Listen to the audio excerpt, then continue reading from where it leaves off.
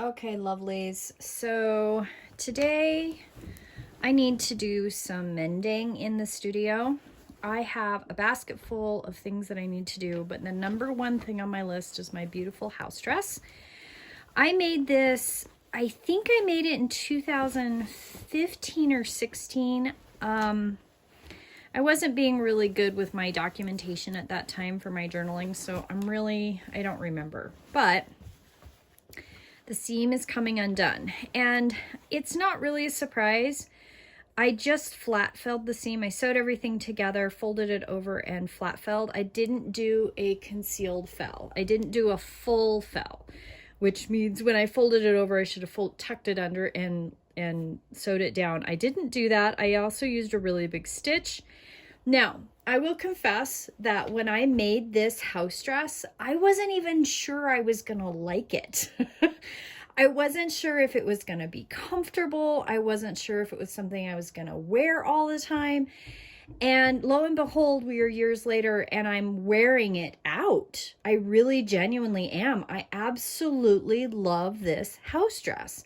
I think it's a combination of several things. It's a 100% cotton, lightweight check, and I have lined it with a 100% cotton sheet that I got for free. It's just completely interlined.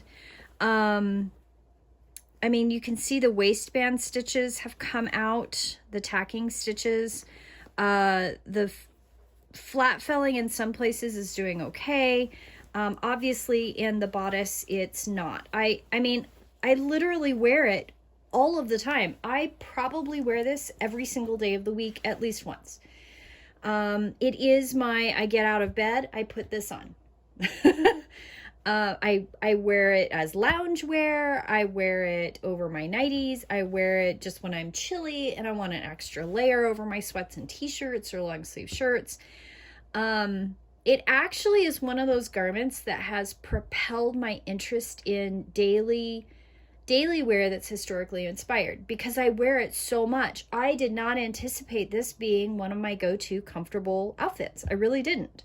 So I'm going to patch it. I think I even have some of this check somewhere, and I think I'm just going to create a patch. I think, because I don't have a lot of fabric to play with on the inside. I mean, I can sew these two things together, these two seams together, but I think it's going to create this weird pucker because this is a kind of fitted seam. Do you see how it goes up in the back? It's kind of a rounded shape to kind of go with the back round. So I think creating a patch is probably the better way to go. And as I'm looking through it, I'm just going to look through the rest of the garment. I'm going to make sure I don't have any weird pulling places.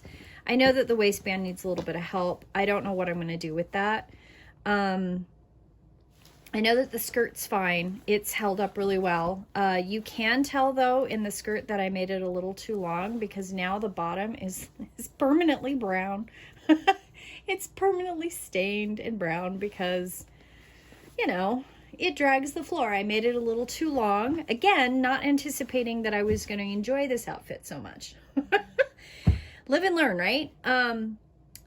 I do have fabric ordered that I'm going to make another one of these. It's another cotton. It's a floral pattern.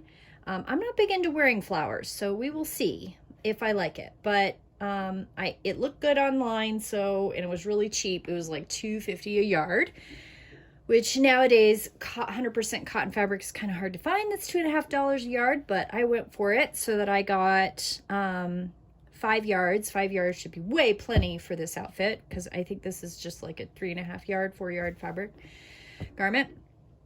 But I wanted to make sure I had enough left over if I wanted to do something else with it.